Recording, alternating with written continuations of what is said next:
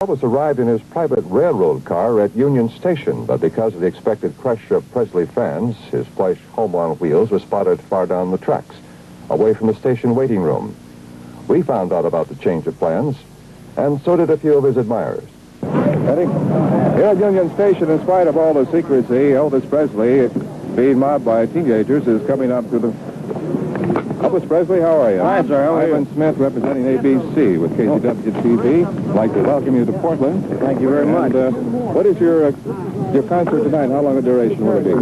The entire show will be about 2.5 hours. I think I'm on for about 40 minutes. Mm-hmm. What songs are you going to hit? Well, I'll do practically all of my songs. Mm-hmm. Which song do you think is the biggest right now? Don't Be Cruel is the biggest. How about Teddy Bear? How's it doing? It's about 2 million now.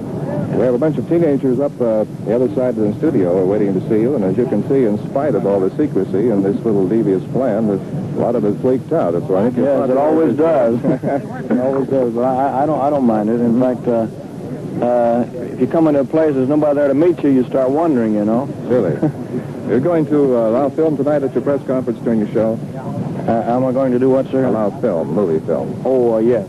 No, not movie film. Not movie I'll film? explain it at the conference tonight. Well, that won't do us a great deal of good, you know.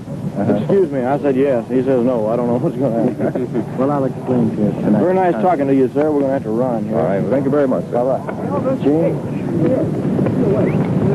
Hello, Elvis Presley leaves in his official car with motorcycle escort and headed down for his hotel. All these youngsters and people have come down to see him, and no one even knew where his car was going to be. But in spite of all the secrecy, here they are. And I can imagine the pandemonium going on right now in Union Station. About 500 people jammed the waiting room waiting to see Elvis, but his police escort whisked him away from the crowd and to his hotel room, where he again avoided his fans by entering a side door. His manager says the precaution is necessary to protect the singing star. On other occasions, enthusiastic fans looking for souvenirs have all but stripped the rock and roll singer of his clothing. Having failed to see him at Union Station or at his hotel, the crowds gather at Multnomah Stadium hours before his scheduled appearance. Meanwhile, at the press conference, apparently Elvis and his manager reached some sort of a compromise. Filming was allowed, but no sound interviews. Elvis entered amid the popping of flashbulbs, talking with reporters about his career, his wardrobe, and Colonel Parker, the man responsible for his meteoric rise to fame and wealth.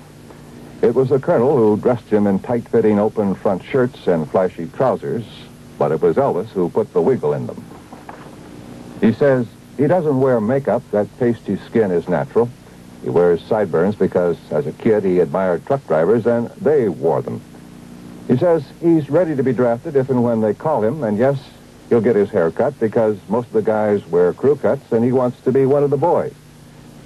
Just 3.5 hours after his arrival in Portland, Elvis drove to the stadium in a white convertible, dressed in a gold coat, to perform for 40 minutes before a screaming audience. For Evening, this is Ivan Smith.